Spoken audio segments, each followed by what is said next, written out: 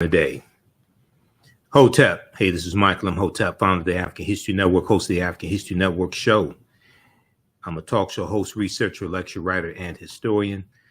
So it is Wednesday, November 23rd, 2022, and we are live. All right, I wanted to come on and talk for a short period of time. I wanted to give an overview of a preview of the online class that I teach on Wednesdays, Ancient Kemet, the Moors, and the Ma'afa, Understanding the Transatlantic Slave Trade, what they didn't teach you in school. But also, I wanted to talk about this topic, and we deal with this in my 10-week online class. I wanted to deal with this topic of African empires and African civilizations that Europeans tried to claim as their own. And in some cases, Arabs tried to claim it as their own as well. And this goes beyond Kemet. This goes beyond Egypt. Egypt is one of them. That's probably the most prominent. But there are others as well. And I posted a video on our Facebook fan page, the African History Network. Some of you all saw this video. It got about 1,500 likes.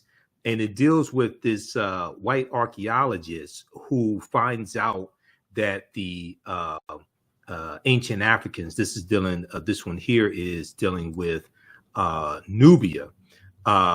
He finds out that the ancient Egyptian pharaohs and the Nubians were Black Africans, and he's shocked. Okay, I'm gonna show you that here in just a minute. Okay, but we do thousands of years of history and what leads up to the transatlantic slave trade taking place in this 10-week class. So we'll give you some information, how you could register for it, and how you could join us in class today at 7 p.m. Eastern Standard Time.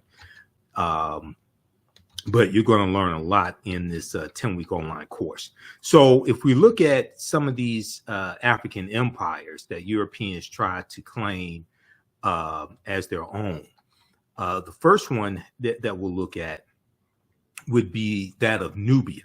Okay, the first one would be Nubia, and or Ta-Hesi or Ta-Seti. Okay, and Nubia exists from about 4,500 BCE, before the Common Era, to 500 AD. Okay, and somebody E. Verdi says South Sudan like the Egyptian. Yeah, so you're looking at the lower portion of Kemet or Egypt and the upper portion of the Sudan. This is the area that was Nubia. Okay, you're going to have a larger region that's going to be Kush. That's basically a region as opposed to a country. Okay, so let's look at this here, and I'll post. We have information here in the thread of the broadcast to register for the class. Also visit our website, theafricanhistorynetwork.com, theafricanhistorynetwork.com.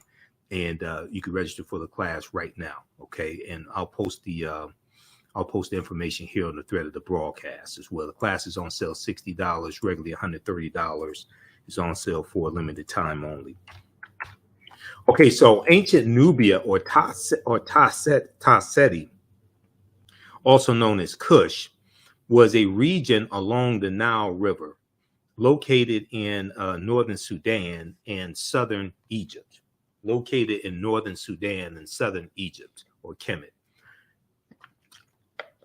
It was home to some of Africa's earliest kingdoms, known for rich deposits of gold. Nubia was a major trading port for luxury goods that came from sub-Saharan Africa, such as incense, ivory, and ebony. Now, the first monarchy of recorded history was established in Nubia.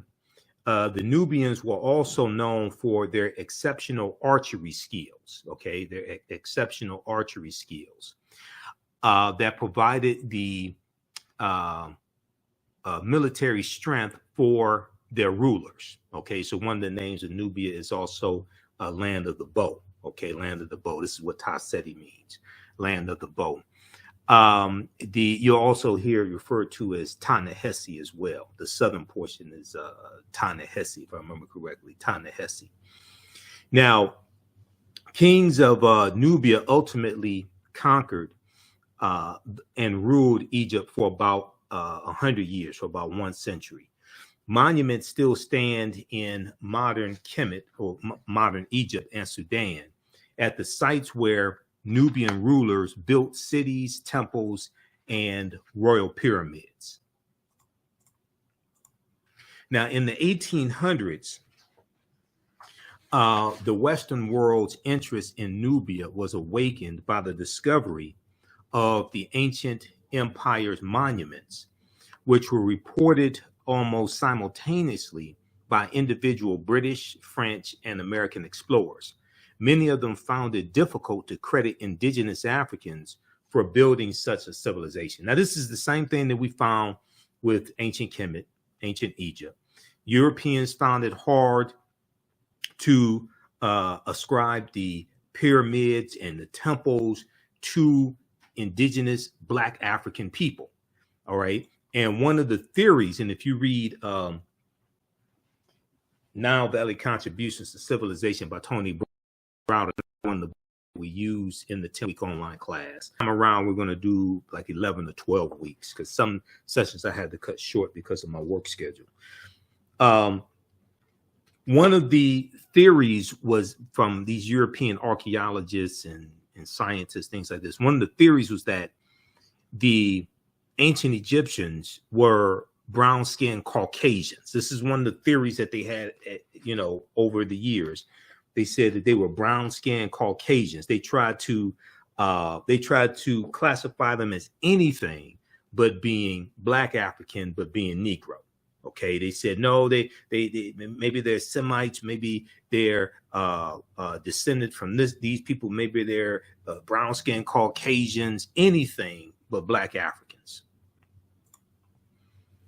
Okay, now, so many of these scientists and archaeologists found it difficult to credit indigenous Africans for building such a civilization. Then you had some idiots who said, "Oh, well, maybe aliens built the pyramids because we they can't figure this out. So maybe aliens built the pyramids." Now, there are twice as many pyramids in the Sudan as there are in Egypt.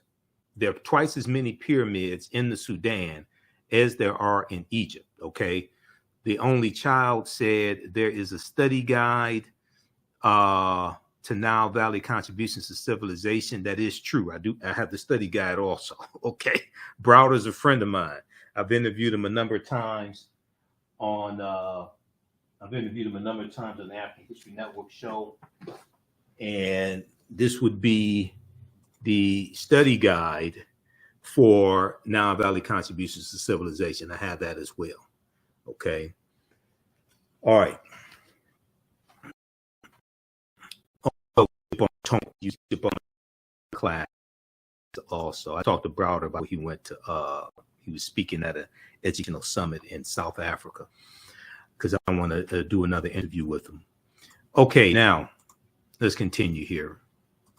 Okay, so I showed this video. I shared this video on our Facebook fan page, the African History Network, a couple of days ago, and people have been watching it. They've been going crazy over it. It's gotten over 1,500 likes, and I see other people have been sharing our video, and other Facebook platforms have been sharing the video as well. Okay, so remember, we were one of the first ones to share it.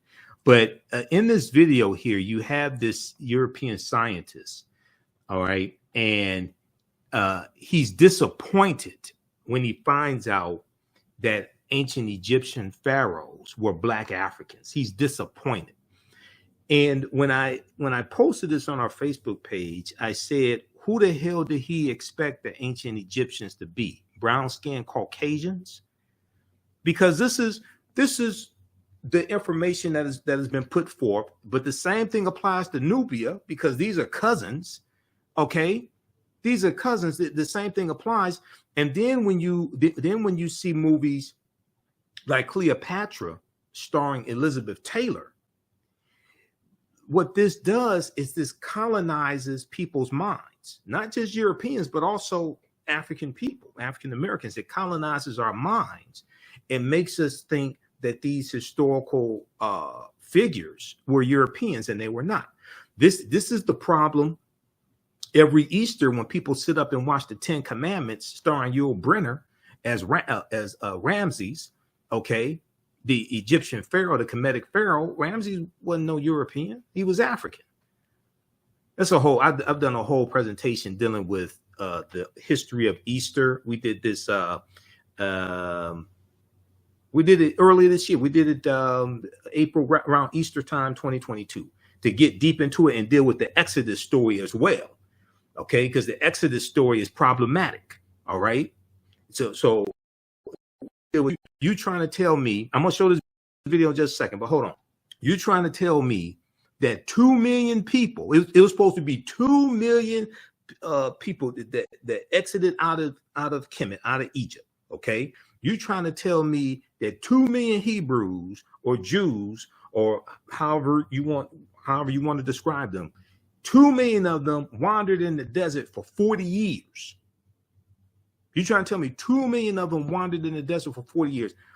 Where did they get water from for 2 million people for 40 years in the desert? What did they eat in the desert? 2 million people for 40 years. Now, I can hear some people right now complaining and things like this. So let me show you. I want to show you this source for you to go research this yourself. Proper documentation ends all conversation. You don't have to worry I say. Go research this yourself. Okay. Now, this article here, and this was part of my research and part of the presentation I did earlier in the year when we dealt with Easter and the Exodus and all that history. Okay. This is from history.com, which is the official website of the History Channel. This is an article called Passover. Okay. So article called Passover. Go read this entire article. All right. And it goes through and deals with the biblical story of Easter and the Israelites' departure from ancient Egypt and all this that's in the Bible, that's in the Helios Biblos, the Sun book. Helios is in reference to sun, S-U-N, the Helios Biblos. So it goes through and talks about the Passover story, which is really a story about killing African male children. Okay. It was supposed to be all the African male children under 2 years old. These weren't Europeans they were killing. These weren't European children they were killing. Who were they killing? African children. Okay. So it goes through and talks about the 10 plagues and all of that we read, that we learned about in Sunday school. For me, it was catechism class because I grew up Catholic. So we went to catechism school on Saturday as opposed to Sunday school on Sunday. Okay. Then it talks about according to the Bible and things like this. Then it gets to a portion. Then it gets to this part right here. Questions of historical accuracy. Questions of historical accuracy. Okay. Now, we have to understand this. World history is in world history books. Religious literature is in religious literature books. Okay. World history and religious literature are not the same thing. And this is where a lot of our people get confused. Now, I may say some things that are outside of the circumference of your own awareness. Just because you disagree with them or don't like them or haven't heard them before does not mean that they are not true. It just means you have to do some research to understand what I'm talking about. Okay. And I learned this from one of my teachers, Dr. Ray Hagins. And I usually have this in my presentations, especially when I do presentations, and especially when I do presentations in person, and I may be dealing with a mixed audience, may have different races in the audience, things like this. Okay. So I usually have people put their fingers together to form a circle. And I usually say something like this. The space inside this circle represents my realm of knowledge. everything that I think I know about whatever I think I know is represented within the circumference of this circle. I must keep in mind that there are still things to know that exist outside the circumference of my own awareness. So the reason why I say this is because oftentimes when people hear something that contradicts what they believe or what they think they know, they automatically reject it without doing any research to determine the validity of the new information that they're learning. And they usually don't use that same level of scrutiny to analyze, critique, or evaluate what it is they believe or what they think they know. So just because you know everything that what you know does not mean you know everything there is to know about what you know. There's still things that exist outside the circumference of your own awareness. Okay, so I say that to say this here. So this section here of this article from history.com, history.com is the official website of the History Channel. In the article called Passover, it says questions of historical accuracy. Questions of historical accuracy. And it says for centuries, scholars have been debating the details and historical merit of the events commemorated during the Passover holiday. Okay, for centuries, scholars have been debating the details and historical merit of the events commemorated during the Passover holiday. Despite numerous attempts,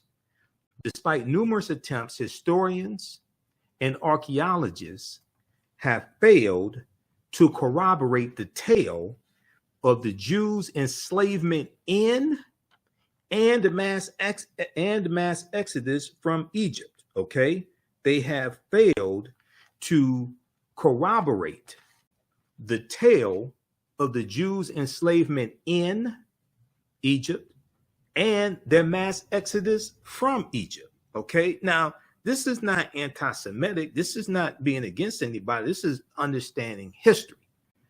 Okay, go read this article. This is not me saying this. This is what the History Channel is telling you. Now, they go on to say, although the ancient Egyptians kept thorough records, no mention is made of an Israelite community within their midst or any calamities resembling the 10 biblical plagues.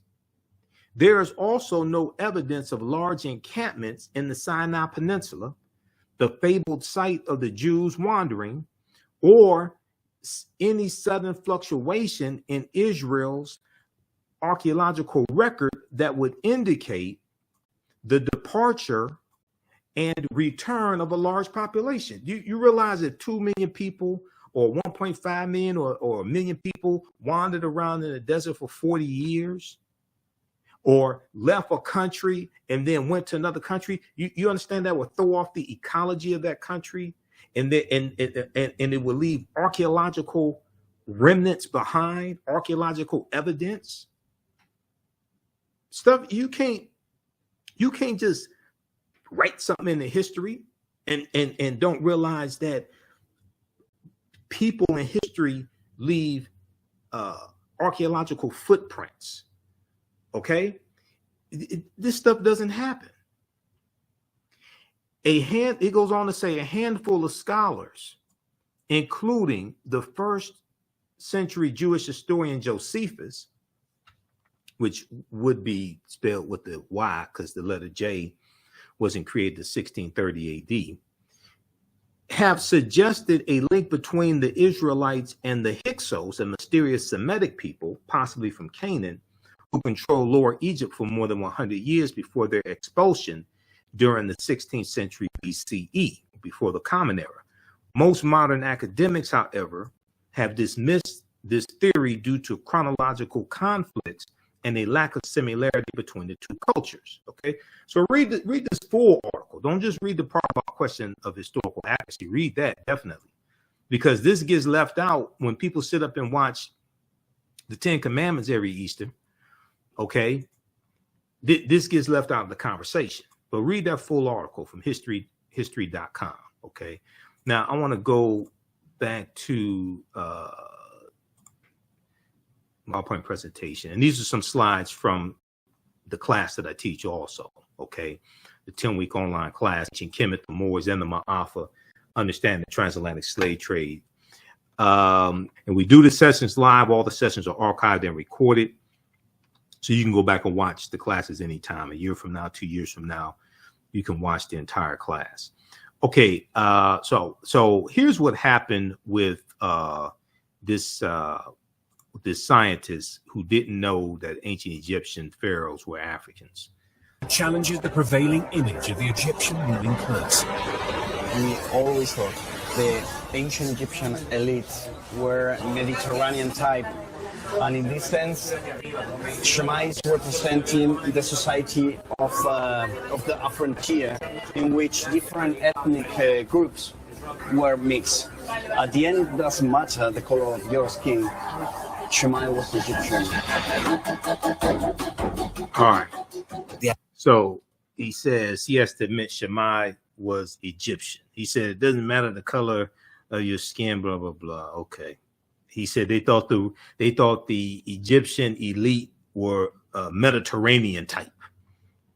Just more nonsense. Okay, so he got a real wake up call with that scientific discovery. Now, during the 1840s, German Egyptologist Carl Richard Lepsius, who lived from 1810 to 1884, asserted confidently that the Greek term Ethiopian, when referring to the ancient civilized people of Kush, did not apply to Negroes. He said it did not apply to Negroes, but was used to describe reddish-skinned people closely related to the Egyptians who, quote, belong to the Caucasian race, end quote. Okay, so they're trying to ascribe the Egyptians and Nubians, things like this. They're trying to ascribe them to the Caucasian race and say and describe them as reddish-skinned people. Okay, they also said that the Egyptians were brown-skinned Caucasians. Brown-skinned Caucasians. Now, we historically, like in ancient Kemet, but also we see this in Ethiopia, Somalia. A lot of them didn't have broad noses and thick lips. Some of them had more aquiline features, narrow noses, thinner lips. Some of them, okay. These were still Black Africans. So we see all these mental gymnastics that take place with people who don't want to admit that one of the greatest civilizations in history was created by Black African people. They don't want to deal with that. All right. And we see the same thing with Nubia. Okay. We see the same thing with Carthage, where you have Hannibal Barca and the Carthaginians. Okay. How's everybody doing? Give us a thumbs up, give us a heart, give us a like on this broadcast, share this broadcast on your social media platforms. Also, be sure to register for the 10-week online class that I teach on Wednesday.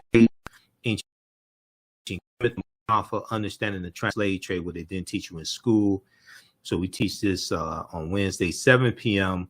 to 9 p.m., about 9 p.m. or so, Eastern Standard Time on Wednesdays. Okay, so we deal with thousands of years of history and what leads up to the transatlantic slave trade taking place. Just click right here and register here to register.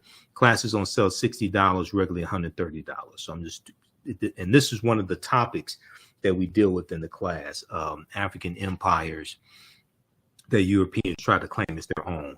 Now on Tuesdays, I teach from the Civil War to the Civil Rights Movement and Black Power, 1865 to 1968. We had a great class yesterday. We're going to do part 2 of that coming up in the next few days. This class is on sale $60 as well. We start in the 1800 with the 1800 census, and then we look at the Louisiana Purchase of 1803 and the Haitian Revolution, because those two events are related. And we go through our history chronologically and see what leads up to the Civil War, Reconstruction, Jim Crow era, Great Migration, World War I, World War II, Civil Rights Movement, Black Power movement. We also have a bundle pack here of both classes. You can get both classes right now for a very limited time, only for $100. That's over $300 value because there's bonus content that you get. So click here, register here for that. And if you've taken any of my online classes in the past, you can email me through the website. Click on Contact the African History Network. Email me, and you'll get a 50% discount. Or email us at ahnshow@theafricanhistorynetwork.com. ahnshow@theafricanhistorynetwork.com. And I just posted the link here to register for the classes. These courses make a great gift also. You can register somebody else if you want to, and you can use these for your children. I would say the content is PG-13. You can use these for your children as well. Okay, let's continue here. So during the 1840s, German Egyptologist Carl Richard Lepsius asserted confidently that the Greek term Ethiopian, when referring to the ancient civilized people of Kush, did not apply to Negroes, but was used to describe reddish-skinned people closely related to the Egyptians who belonged to the Caucasian race. All right, let's continue. Now, Nubia was, in recorded history, is the first recorded monarch, okay, or monarchy. Now, ancient Egypt is the first major civilization in Africa for which records are abundant. It was not, however, Africa's first kingdom. And we know that Nubia is the mother of Kemet. Ta-Seti is the mother of ancient Kemet. The grandmother of Kemet would be Abyssinia or Ethiopia, okay, because civilization flows up the Nile River. So the grandmother is Abyssinia or Ethiopia. Nubia is the mother, and then you have ancient Kemet. So there was an article from the New York Times from March 1st, 1979. March 1st, 1979, and I read the article today. I've seen excerpts of the article previously, but I read the article in its entirety today. A March 1st, 1979 article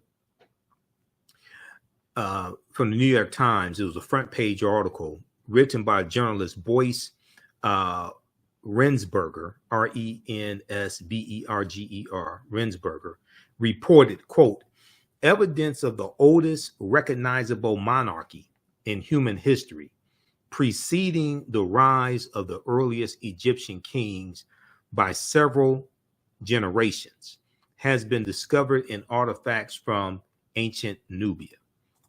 Has been discovered in artifacts from ancient Nubia, or Ta-Seti. The artifacts, including hundreds of fragments of pottery, jewelry, stone vessels, and ceremonial objects, such as incense burners, were initially recovered from the Custul, Qustul cemetery by Keith C. Seale, Seele, a professor at the University of Chicago. Now, when we look at the definition of a monarchy, so we'll consult Encyclopedia Britannica for this, Britannica.com. A monarchy is a political system based upon the undivided sovereignty or rule of a single person, the undivided sovereignty or rule of a single person. The term applies to states in which supreme authority is vested in the monarch, an individual ruler who functions as the head of state and who achieves his or her position through heredity. They inherit it. They inherit it. Okay. Most monarchies allow only male succession, usually from father to son. Okay, but in Nubia, we saw a number of African queens. in Nubia also. All right. Okay, let's continue. Also, if you like this type of information, you can support the African History Network. $ the AHN show through Cash App, $ the AHN show through Cash App. Also through PayPal, paypal.me/the AHN show. That helps us keep doing the research, stay on the air, keep broadcasting. We have the information on the homepage of our website as well. If we look some more at this article that was cited from March 1st, 1979, it's a pretty interesting article. There have been advances made. There have been more archaeological discoveries that have come out since then. But it's interesting what they were saying in 1979. I was 8 years old in 1979, by the way, as well. Ancient Nubian artifacts yield evidence of earliest monarchy. This is from the New York Times, March 1st, 1979. Evidence of the oldest recognizable monarchy in human history, preceding the rise of the earliest Egyptian kings by several generations, has been discovered in artifacts from ancient Nubia in Africa. Until now, it had been assumed that at that time, the ancient Nubian culture, which existed in what is now southern Sudan and southern Egypt, had not advanced beyond a collection of scattered tribal clans and chiefdoms. The existence of rule by kings indicates a more advanced form of political organization in which many chiefdoms are united under a more powerful and wealthier ruler.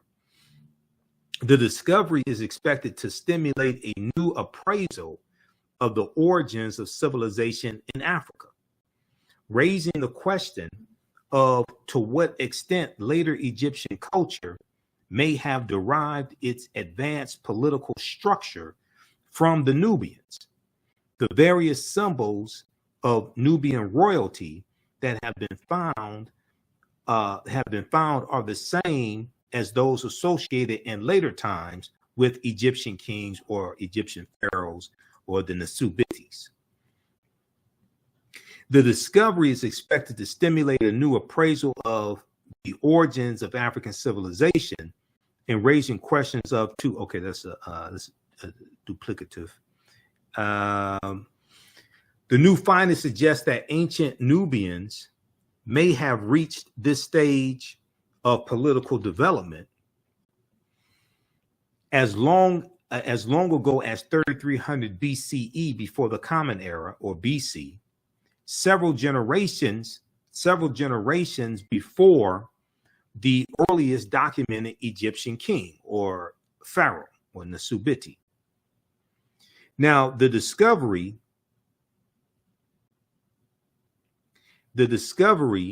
is based on study of artifacts from ancient tombs excavated 15 years ago. Okay, so that'll go back to like 1964 or so, because this article's from 1979, 15 years ago, in 64, 65, in an international effort to rescue archaeological deposits before the rising waters of the Aswan Dam covered them. Okay, so check out this article here from the New York Times, March 1st, 1979. Ancient Nubian artifacts yield evidence of earliest monarchy. Okay, now another African empire that Europeans try to claim as their own, all right, is that of Carthage. And we'll talk about Carthage in today's class. And when you register for the class, Ancient Kemet, the Moors, and the Ma'afa, Understanding the Transatlantic Slave Trade, at our website, theafricanhistorynetwork.com. And we'll post a link here again so you can register for the course. And we also have the bundle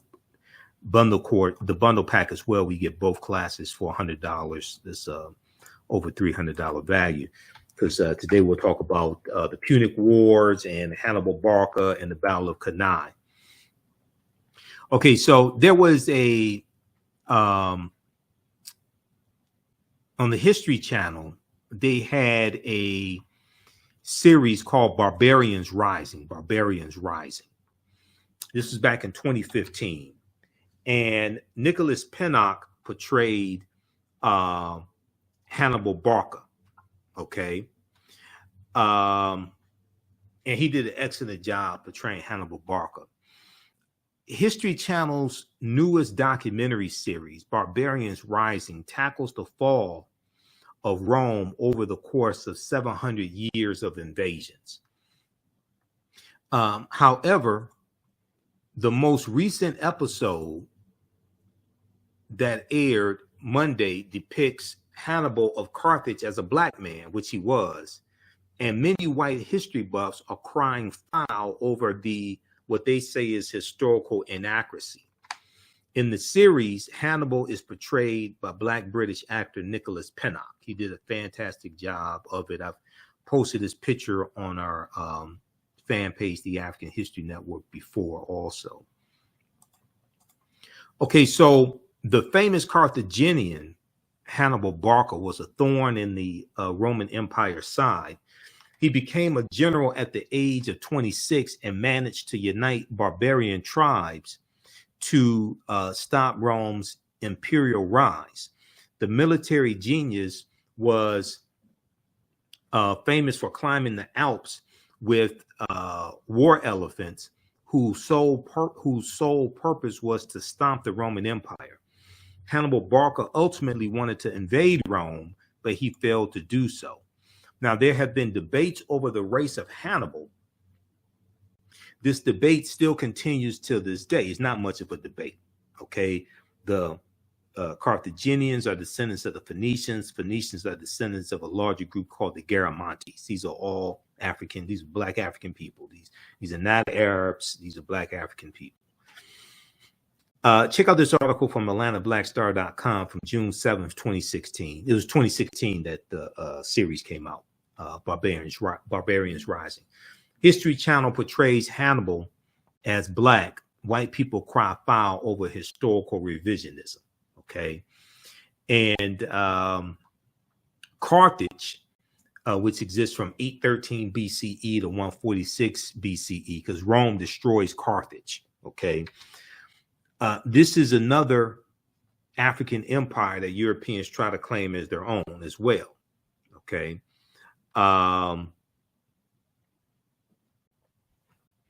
So Carthage was founded in the 9th century BCE on the Gulf of Tunis. From the 6th century BCE, before the Common Era, or BC, from the 6th century BCE onwards, it developed into a great trading empire.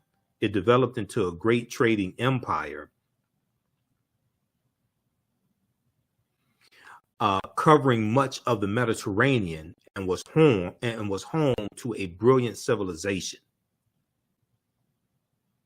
In the course of the long Punic Wars, which exists from 264 BCE to 146 BCE, and we'll talk about the Punic Wars in class today.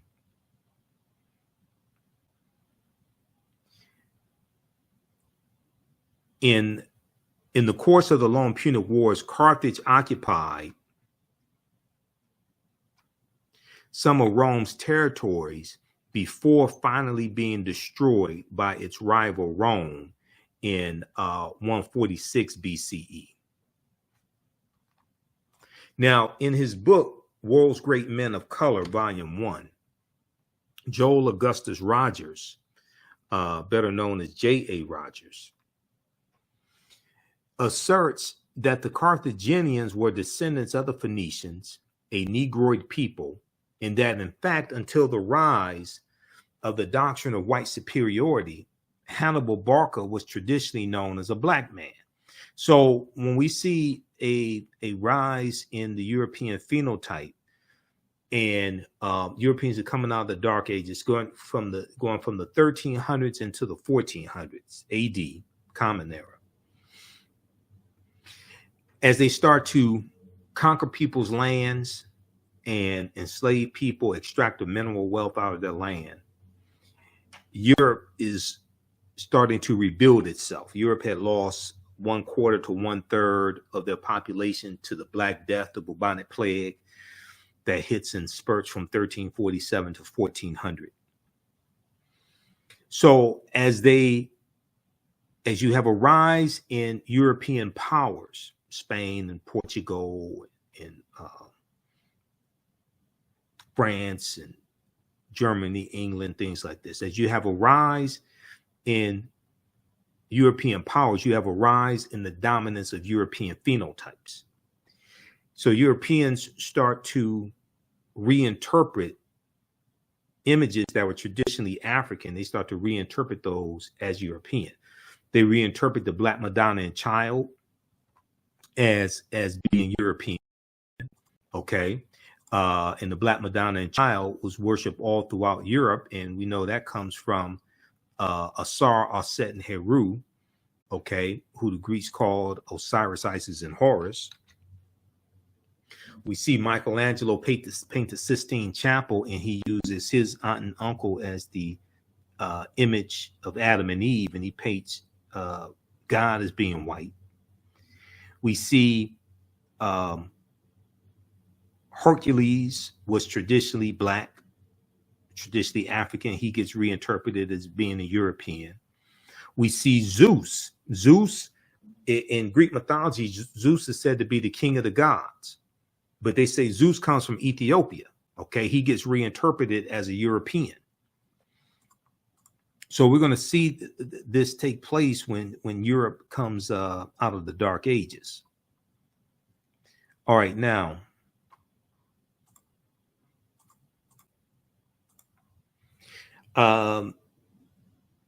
today, many encyclopedias classify the Carthaginians as whites or Semites, but ancient Greek and Roman eyewitness accounts paint a different picture.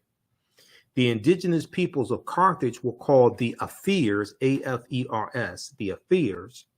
Ancient Roman poet Virgil, in his poem Moretum, M-O-R-E-T-U-M, speaks of a woman from the Afir or Afar, A-F-A-R, or Afra, A-F-R-A, race. And he says of her, quote, and all her figure proves her native land. And all her figure proves her native land.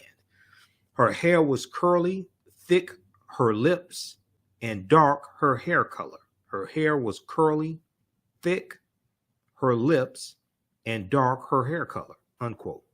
Now, in Library of History book 20, Roman numeral 20, XX, Roman numeral 20, Greek historian Diodorus mentions a Greek lieutenant named Agathocles,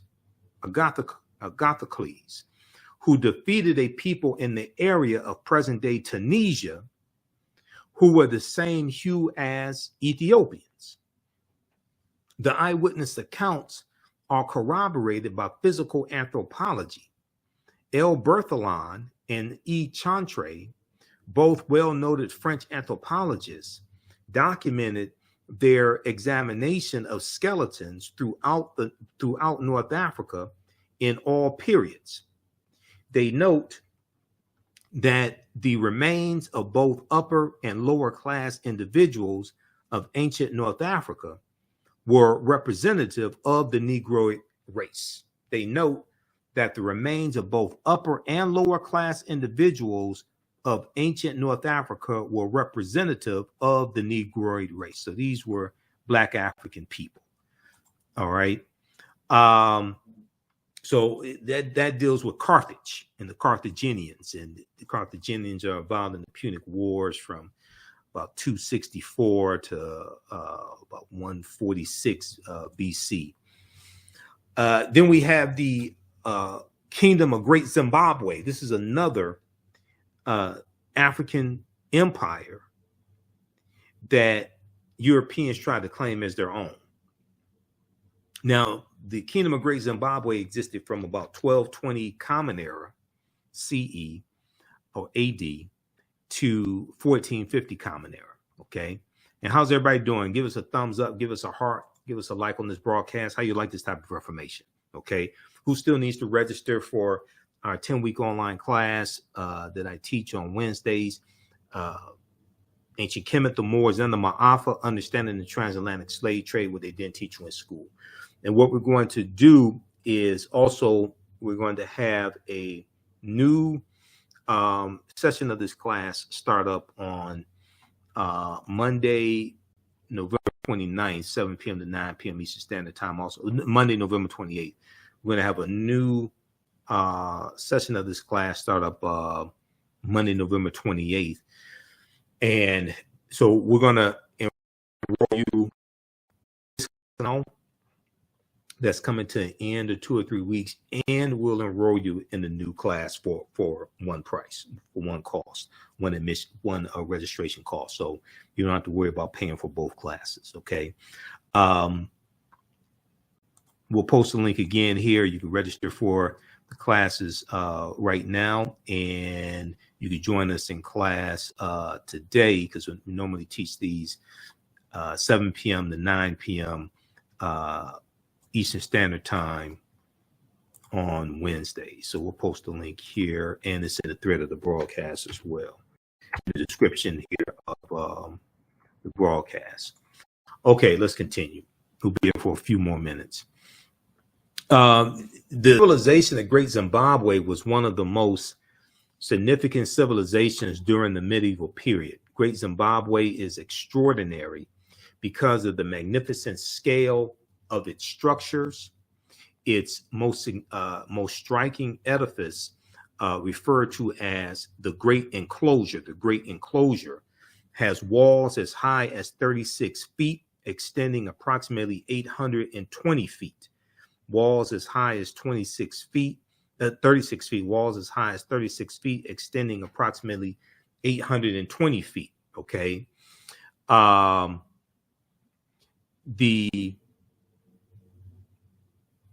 Making it the largest ancient structure south of the Sahara Desert.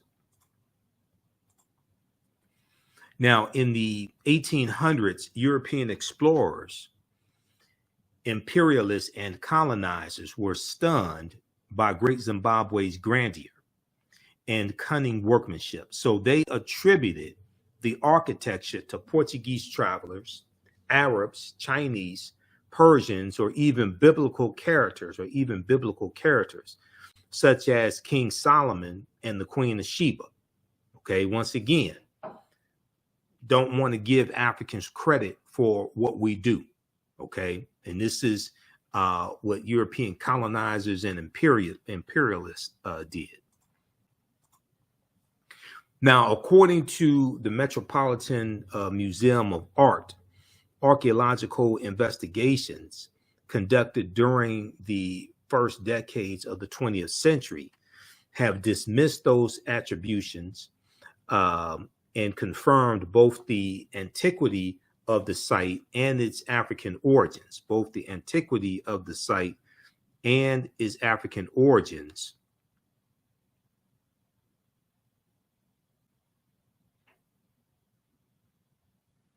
The antiquity of the site and its African origins. It was built by the ancestors of the indigenous Shona people, okay, who are in Zimbabwe today, the Shona, okay. It was built by the ancestors of the indigenous Shona people in the 11th century, long before the first Europeans ever set foot in Zimbabwe. Okay, now, the last African empire that we'll look at is Namibia. Namibia, not Namibia, okay, but Namibia, okay, which existed from 202 BCE to 46 BCE, before the Common Era. Now, Namibia was another great Black Berber Libyan nation in northern Algeria, Namibia. during the time of the Romans and the Carthaginians. Now, this is during the time of the Punic Wars. And we're going to see Numidia side with the Romans against the Carthaginians. Now, it began as a sovereign state and later alternated status between Roman province and Roman client state. It is considered to be the first major state in the history of Algeria and the Berber world. Now, Numidia has also been classified by European and Arab historians as a Caucasian or Semitic built civilization. European and Arab historians tried to claim Numidia as their own, saying it was a Caucasian or Semitic built civilization. However, in his book, The Destruction of Black Civilization, by Dr. Chancellor Williams declared that Libya was once so nearly all black that to be called a Libyan meant that one was black. Okay? At one point, Libya was so black that to be called a Libyan meant that one was black. The Greek historian Herodotus, writing about Libya in his book Histories, book 4, stated, quote, "One thing I can add about this country, so far as one knows, it is inhabited by 4 races and 4 only, of which 2 of these races are indigenous. 2 are indigenous and 2 are not indigenous. The indigenous peoples are the Libyans and Ethiopians. The former referring to the Libyans, occupying the northerly and the latter the more southerly parts.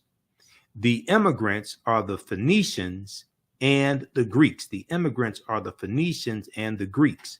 Now, one of the most famous, end quote, now one of the most famous Berber Moors of the Roman times was Massinissa, M-A-S-I-N-I-S-S-A, Massinissa, who was the king of Numidia. He lives from 238 BCE to 148 BCE.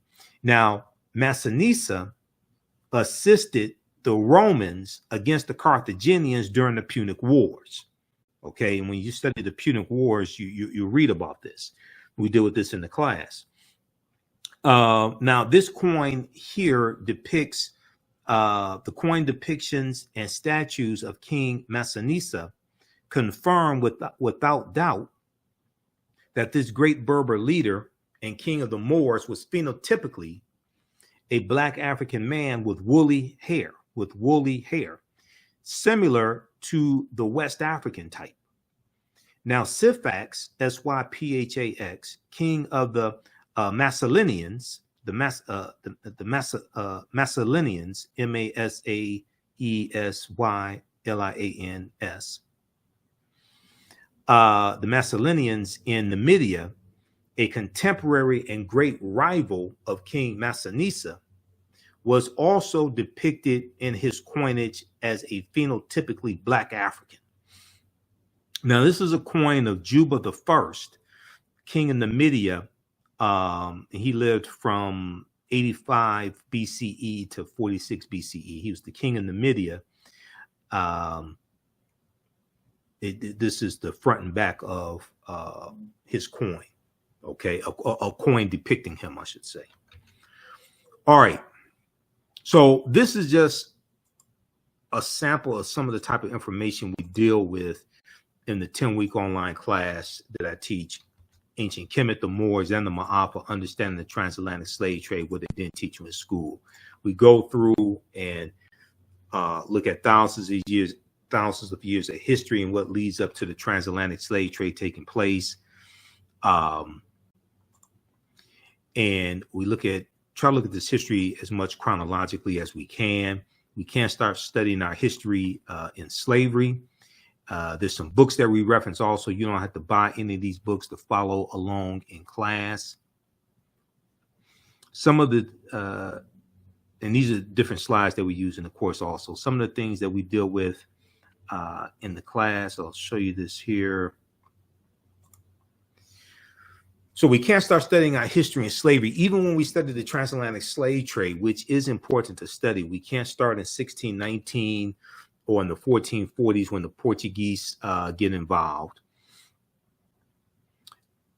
We have to understand the history chronologically and deal with the 800-year occupation of Europe by the Africans known as the Moors, who enter into the Iberian Peninsula, today known as Spain and Portugal, in 711 AD, okay,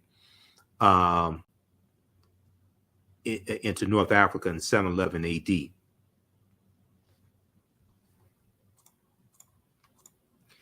This course not only deals with the transatlantic slave trade, but we deal with thousands of years of history that leads up to the transatlantic slave trade of African people taking place. Now, August 20th, 2019 marked the 400th year anniversary of those 20 and odd Africans on the White Lion pirate ship coming into Virginia, okay? And in Point Comfort, coming into Point Comfort on August 20th, 1619 in Virginia. Now, that year, 2019, was known as the year of return, as many African Americans were reconnecting and still are reconnecting to Africa and traveling to Ghana and other West African countries. When we discuss the transatlantic slave trade, we have to first understand that African people are the original people of North, Central, and South America and have been in the land we call the United States of America, or what Native Americans call Turtle Island.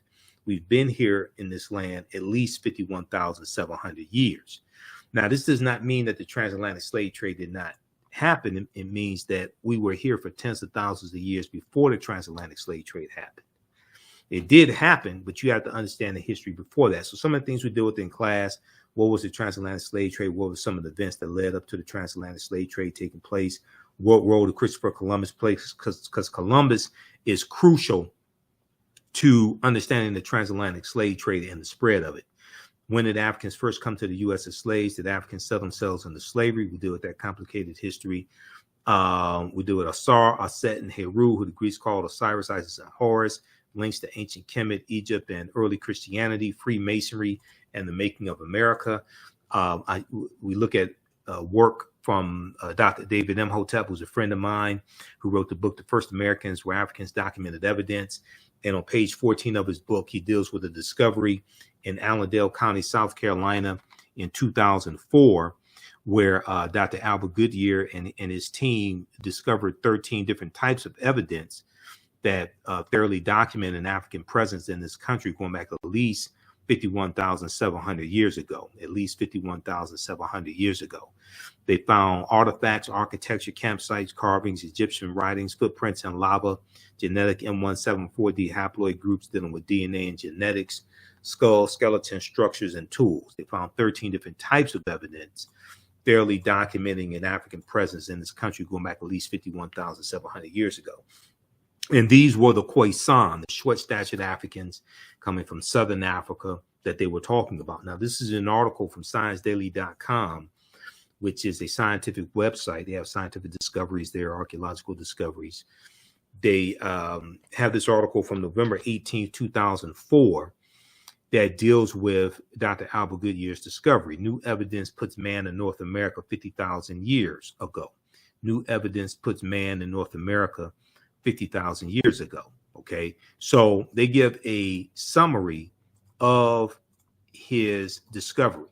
All right, and what they say is radiocarbon tests of carbonized plant remains, where artifacts were unearthed last May along the Savannah River in Allendale County by University of South Carolina archaeologist Dr. Albert Goodyear, indicate that the sediments containing these artifacts are at least 50,000 years old, meaning that humans inhabited North America long before the last ice age. So you can go read that entire article that came out November 18th, 2004. And these different archaeological discoveries are coming out every other week. They're causing the scientists and archaeologists and paleontologists to push the timelines back. Okay. They keep having to push the timelines back. It's causing them to rethink everything. Now, in October 2012, genetic study published in Science magazine found that the Khoisan in southern Africa are the oldest ethnic group of modern humans, with their ancestral line originating about 100,000 years ago. The Khoisan, formerly called by the derogatory term Bushmen, okay, the Khoisan are genetically unique, and no other currently known population had separated so early from our common modern human ancestor, according to the report. Now, here's a picture of two Khoisan women as well. Okay.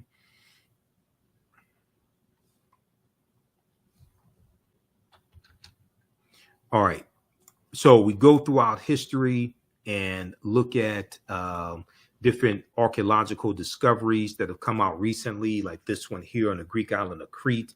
In 2010, they found stone tools that date back 130,000 years ago, but Crete has been an island for more than 5 million years, and they're saying that this is strong evidence of sailing in the Mediterranean 130,000 years ago. And so these were African. These had to be African people, and this shows us sailing at least 130,000 years ago. We look at the lost city of Egypt. There are two lost cities of Egypt: Tanis Heraklion, that was built around 8th century BC, was swallowed into the sea, Tanis Heraklion, but then also Dazzling Aten, which was discovered in 2021. Okay, Dazzling Aten as well was another lost city.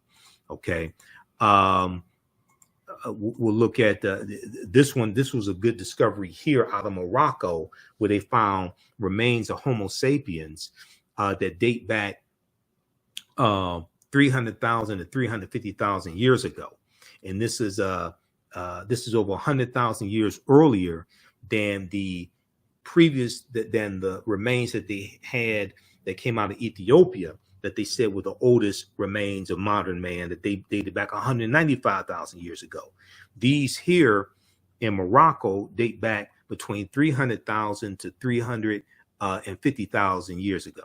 Okay, and it shows we were migrating out of East Africa, the Nile Valley region of East Africa, much earlier than a lot of the archaeologists, etc., had previously thought. Okay, so we go through and we look at different civilizations. We go through and look at this history. We look at the African influence here in the U.S.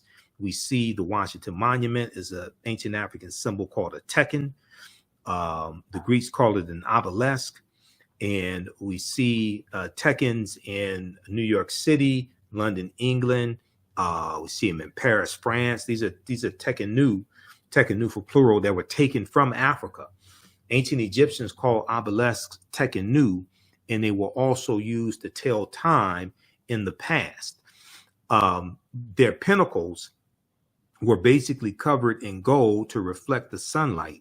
Historians say the obelisks represented immortality and eternity, and their long structure helped connect the heavens and the earth. Currently, Cleopatra's Needle is the name given to 3 ancient Egyptian obelisks, one in New York City, one in London, England, and one in Paris, France. However, they do not all come from one Egyptian site. The obelisks in New York and London are carved out of red granite from the quarries of Aswan, a major source of stone for Egyptian antiquities.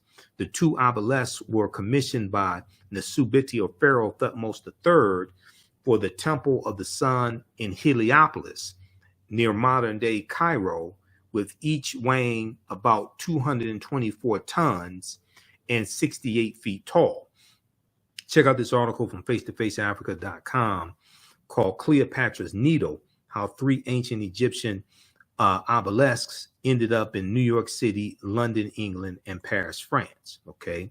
And then we deal with, of course, Asar, Aset, and Heru, who the Greeks called Osiris, Isis, and Horus.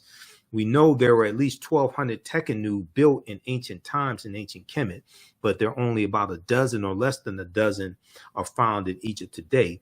Many of the Tekenu removed from Egypt are now in Istanbul, Turkey, London, England, Paris, France, Berlin, Germany, New York City, Rome, Italy, Vatican City, and elsewhere throughout the world.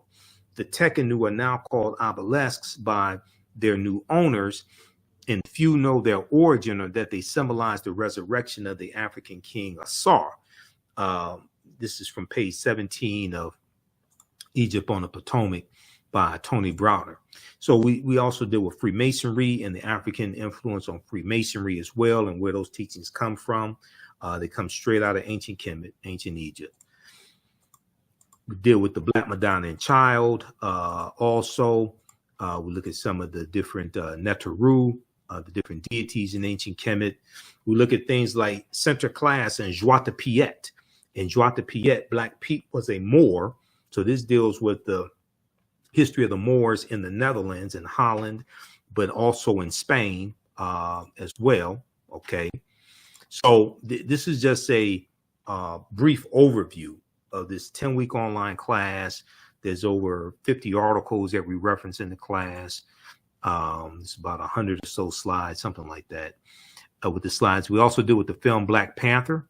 Okay, we talk about that in the class because there's a lot of African influences that we see in the film Black Panther, and the Panther deity Bast comes from the Neter, the deity Bastet, the goddess Bastet out of ancient Kemet. And Bastet was an ancient Egyptian goddess worshipped in the form of a lioness and later a cat.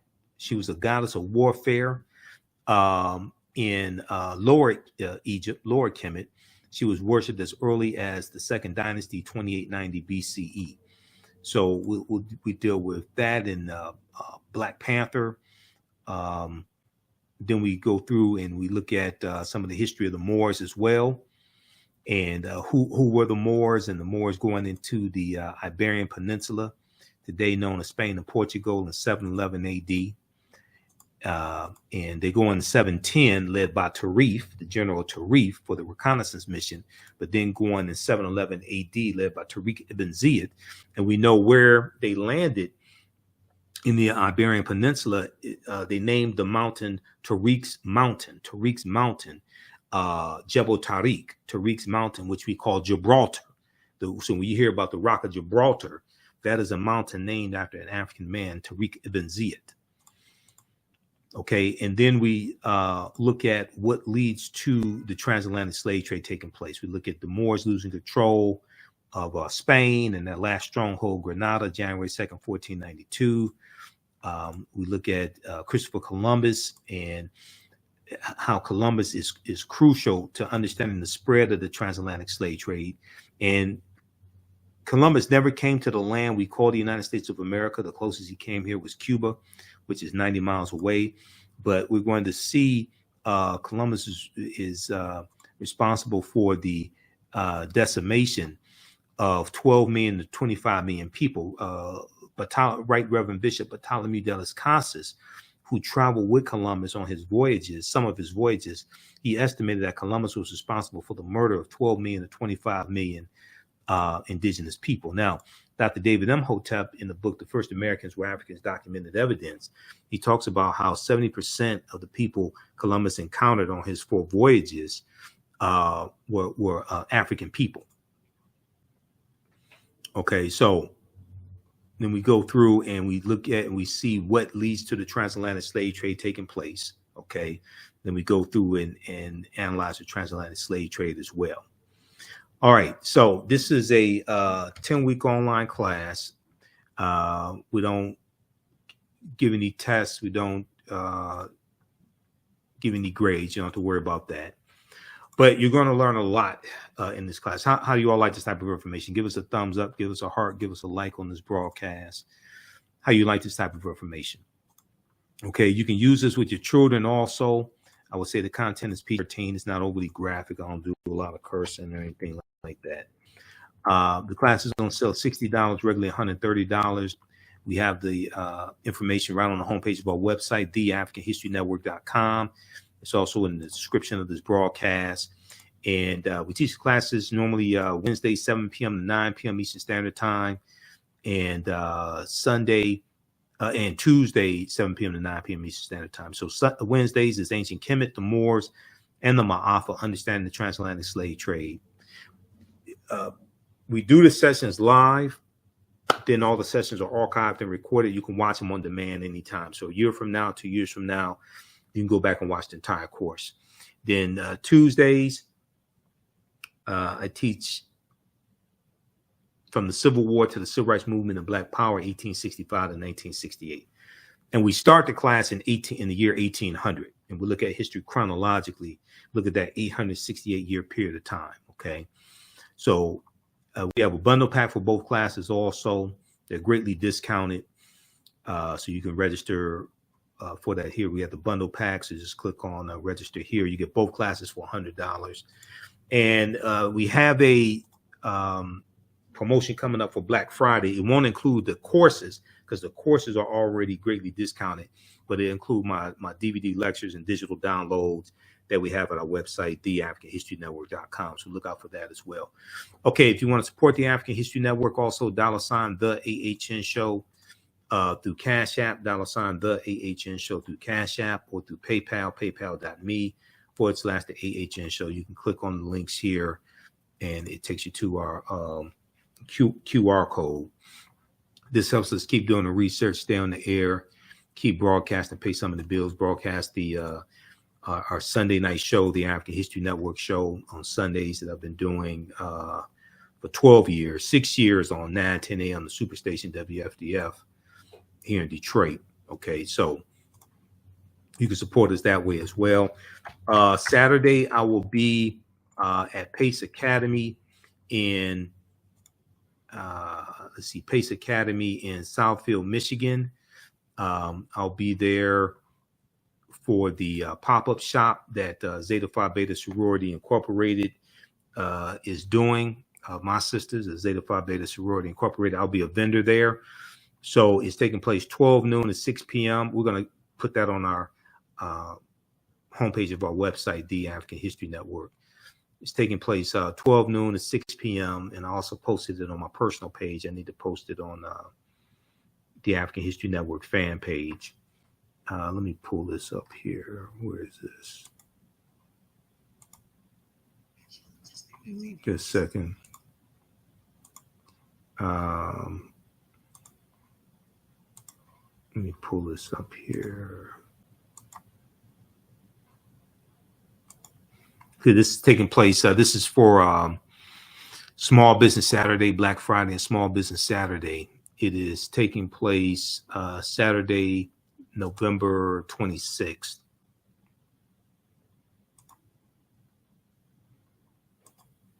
Okay, this right here. Let's flip over to this here. Black Friday pop-up shop, Saturday, November 26th, 12 noon to 6 p.m. Pace Academy, 23777 Southfield Road, 23777 Southfield Road, Southfield, Michigan. It's a free event, 12 noon to 6 p.m. Come on out, support the vendors. We'll have a vendor booth there also for the African History Network. So I'll have my DVD lectures, digital downloads, and also we have lectures now available on flash drive as well. So we put the lectures on a flash drive and you just load it onto your computer. So because a lot of people don't have DVD players today. So we have our lectures in DVD in digital download format and on flash drive also. Okay. All right. Look, we have to get out of here. Remember, at the African History Network, we focus on educating, empowering, and inspiring people of African descent throughout the diaspora and around the world, because right now it's correct wrong behavior. It's not over till we